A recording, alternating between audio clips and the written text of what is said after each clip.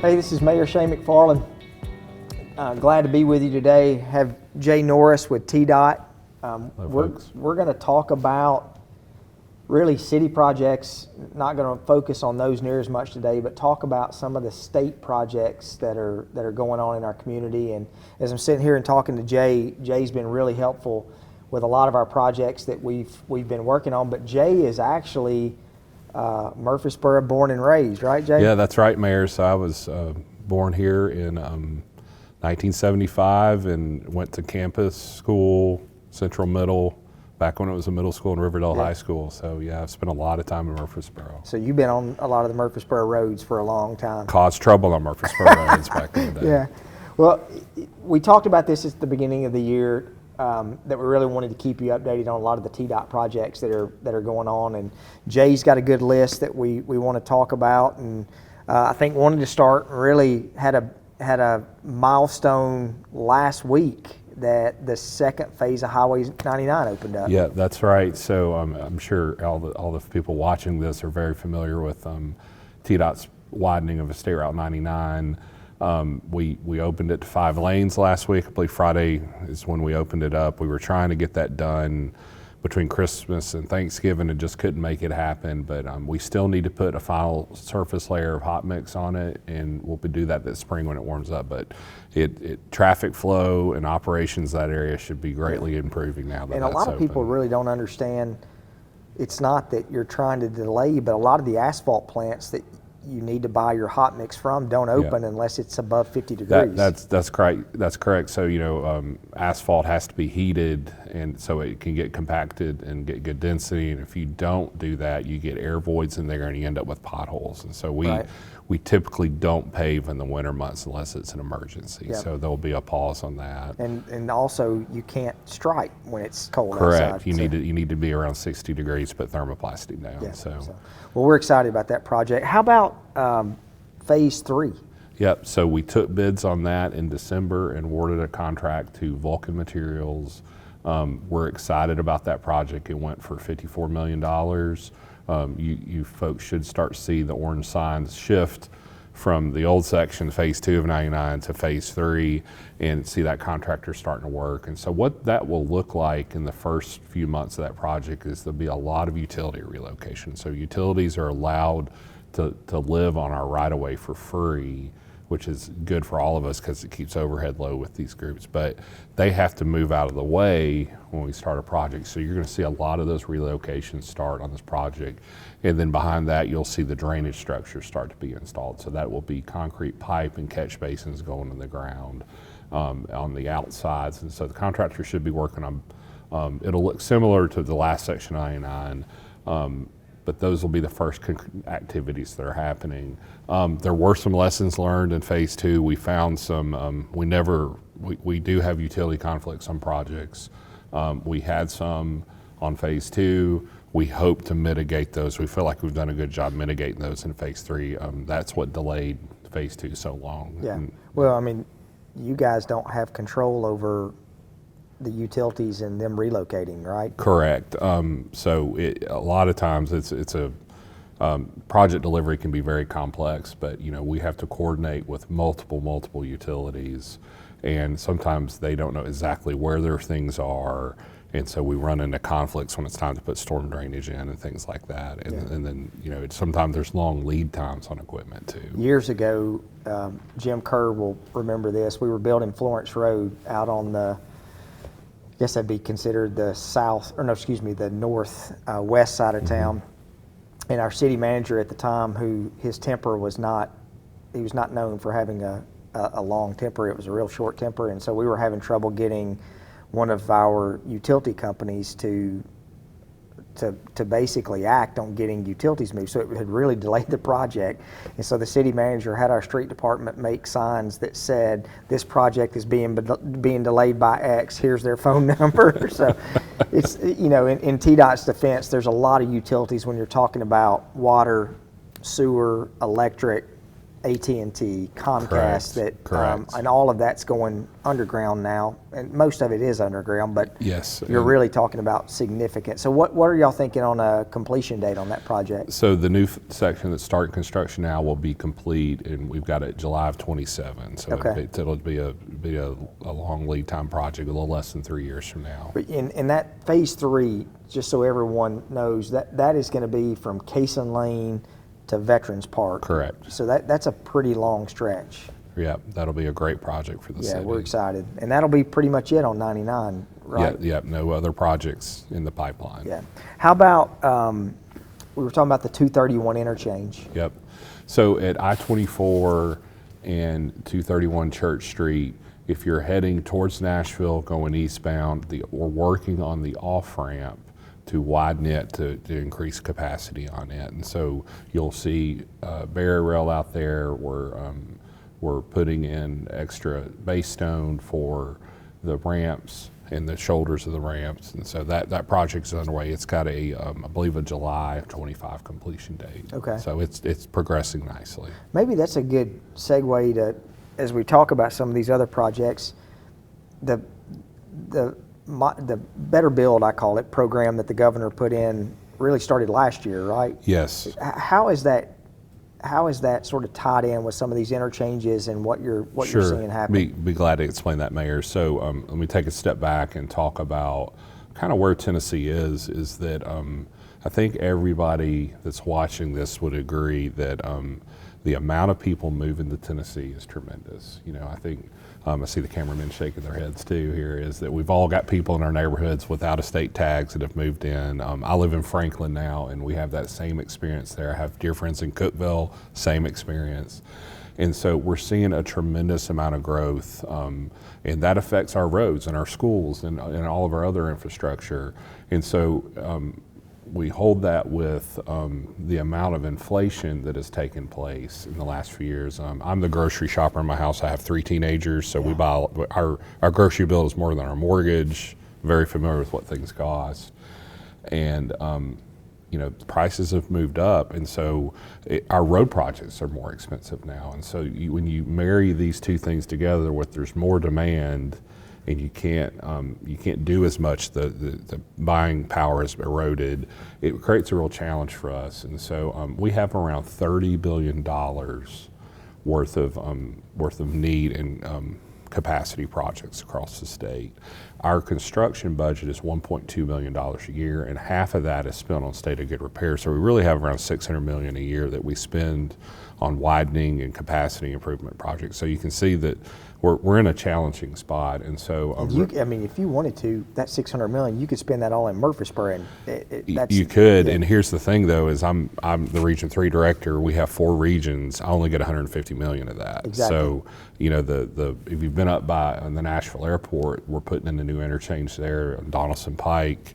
That was a $138 million project. So you can have one project that takes your bandwidth for a whole year. So funding's a real challenge for us. I'm not going to put you on the spot on this, but that's one of the things that, you know, our Middle Tennessee mayors have talked about, that the positive and negative with the funding structure is that, you know, the area that's growing the most in Tennessee is Middle Tennessee. Correct. And so we're sharing those funds just like everyone else, rightfully so, because people in West Tennessee pay taxes just like someone in East Tennessee. But what do you see happening with? I mean, we hope the inflation numbers will come down, but Right. Are you seeing construction prices, like we've seen some bids that have come through the city that we're starting to see the numbers go down? Are y'all seeing that? Yeah, we've seen, you know, the last 3 years have been incredibly tough, but we're starting to see a little bit of flattening out on inflation, but there's not enough data points to really tell if that's a short-term Right. or long-term solution yet. But it's important also to note that TDOT doesn't borrow money to build roads, right? That's exactly right, Mayor. We're one of 4 states that we use cash to pay for everything. And so that's what I wanted to get to and talk about the Transportation Modernization Act that was passed in July of 23 is, you know, we don't want to raise taxes and we don't want to borrow money. So you're left with very few options to really support the growth of your transportation system. So the Transportation Modernization Act, it gave us the ability for electric vehicles to pay their fair share, Absolutely. which I think everybody would agree is the fair and right thing to do. It gave us the authorization to negotiate with public-private partnerships, and then it gave us $3 billion to support infrastructure growth in Tennessee. And so we committed to the legislature to get back with them in December of 23 with a list of how we're going to spend that $3 billion. And so we did a step further than that is we took on a new prioritization process, and we looked at how we're going to spend every dollar over the next 10 years. So we lined out, and we have a 10-year plan. So folks listening, if you Google TDOT 10-year plan, you can see how we're spending every dollar for the next 10 years. And so Murfreesboro has a lot of great projects in there, but there's still a lot of need out there. Right. And so I will just talk briefly about the Choice Lane program, which is our public-private partnership, is that we're currently have picked the I-24 corridor that would start at I-24, I-40, in Nashville and come down to Sam Ridley is what the footprint we're looking at right now. And folks, there's a web page for this. You can go and Google it and see the maps for yourself. We are currently in the NEPA phase of that, and we've put it on an RFP or an RFQ, and hope to put it on an RFP this spring, and then we'd start construction in 27. Yeah, so for those who are watching, an RFQ is a request for qualifications to make sure that someone who's bidding is qualified. And an RFP is where you've got a request for proposals, that you're getting proposals back from all interested parties and then going through and choosing which is the best one. Yes, sir. That's exactly what's happening. So that's an exciting, we've seen a bump in our funding with that $3 billion, and we've given authorization to start this P3 process. So we're very excited about it. That corridor we think is about a $3 billion investment to do what we want to do and what should be done there.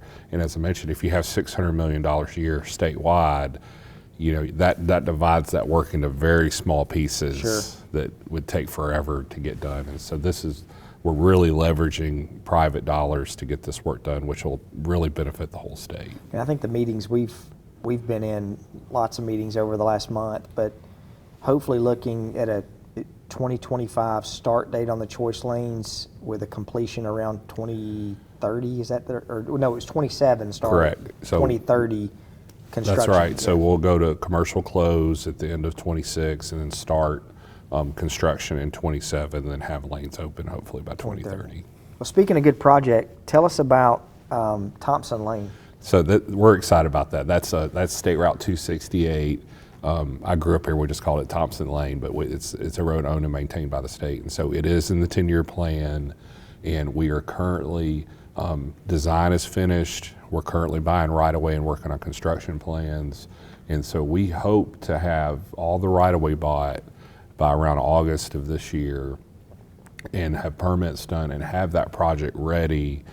If we have another project across state that the permits aren't ready, or we have a right-of-way challenge, and buying property, you can run into a lot of challenges, as many tracks as on that.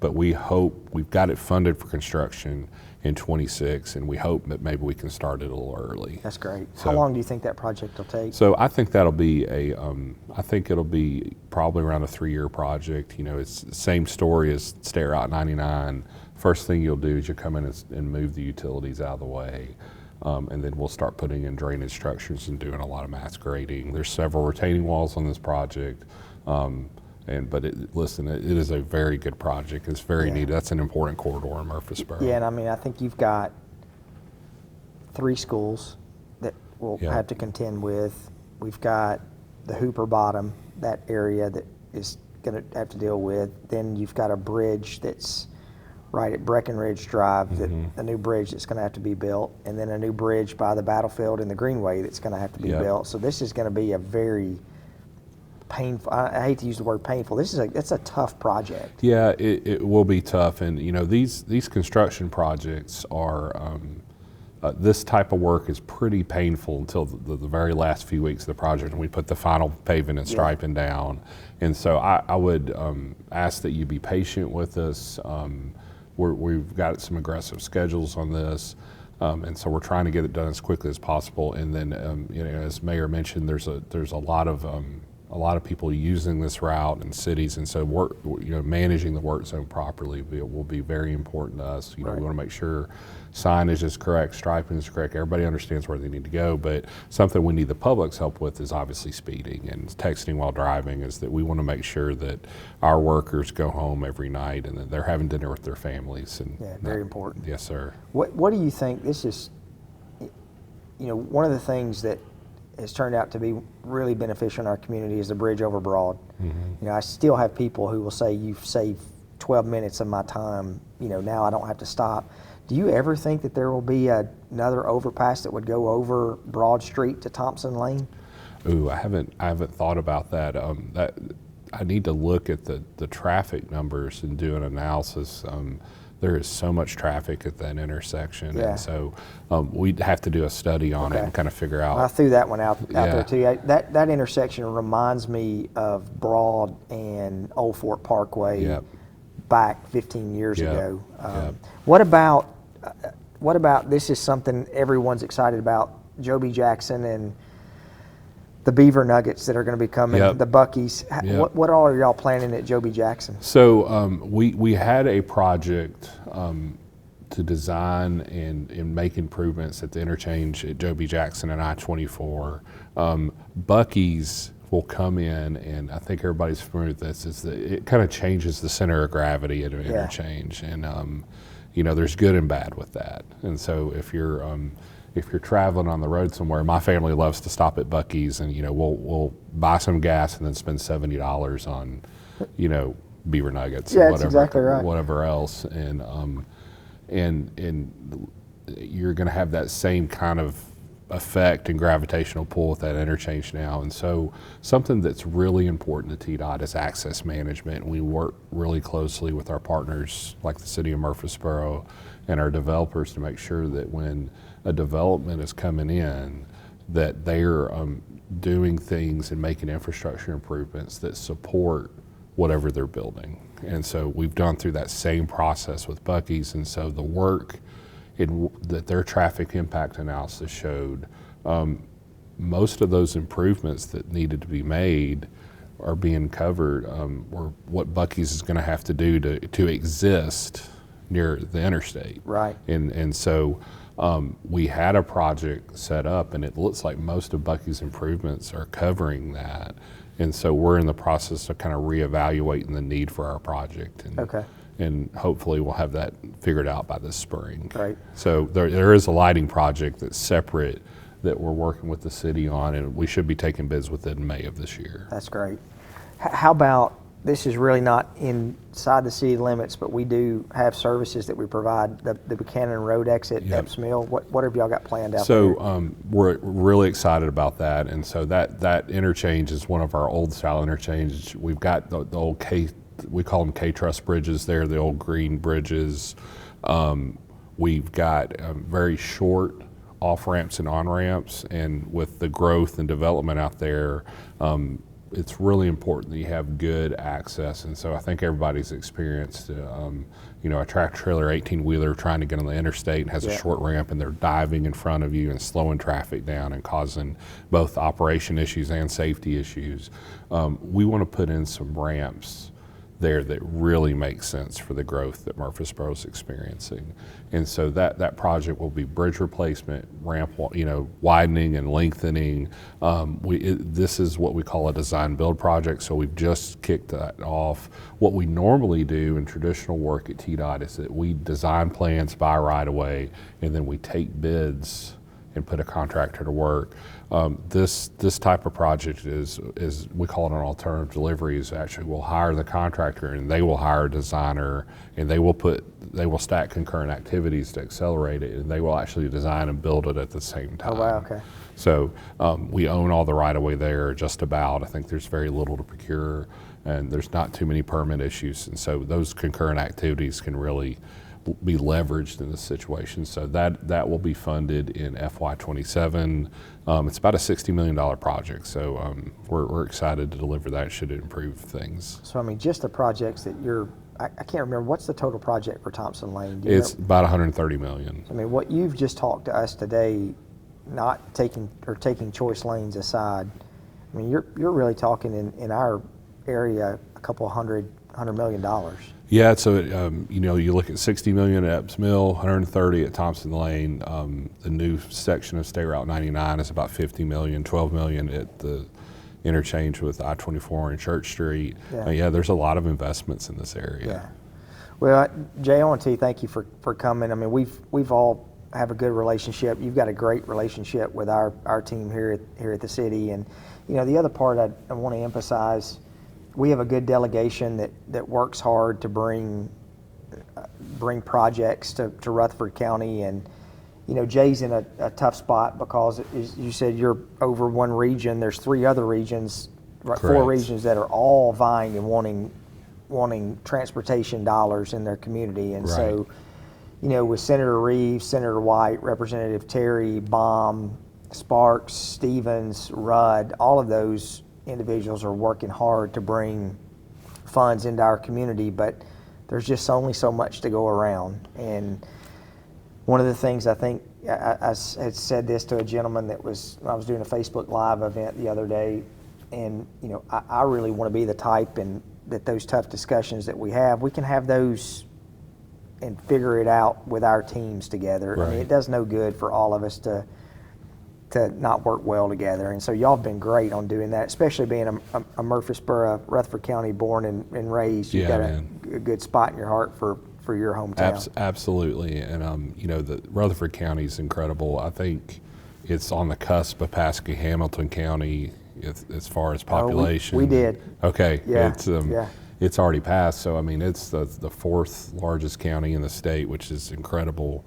And, there's just a lot of investments that need to be made here and a lot of growth here that's going to take place. And I'm not going to get on my political soapbox that I joke that we've had so many people here move in from different areas that there's been so many people from California, for example, that have moved here. And one of the funny things I saw, I love these memes that come across. It was like, hey, we want to welcome all of our California friends to the state of Tennessee, and to better help you around the state of Tennessee, we want to give you a great road map, and then you click on it. It's a picture of the state of Kentucky.